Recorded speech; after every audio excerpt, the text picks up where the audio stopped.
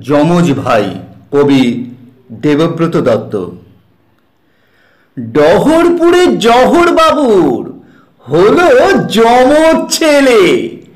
খবর পেয়ে আসছে কুটুম কাজকর্ম ফেলে। যমজ দেখে পাড়াপড়শির নানান রকম রব।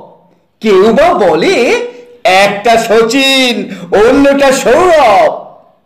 দনিপুরে দিদা বলেন হয়েছে কখন ভোর, তাহলে দেখ একটা রফি আর একটা কিশোর।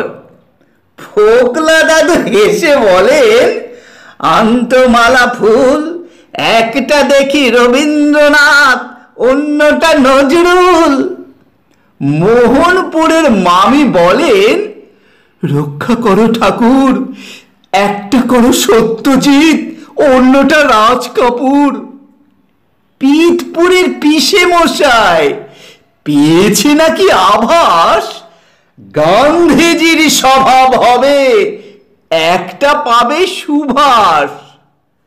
যখন ওরা বড় হলো কাটলো সবার ঘোর, একটা রকির গুন্ডা হলো একটা ছিচকে চোর।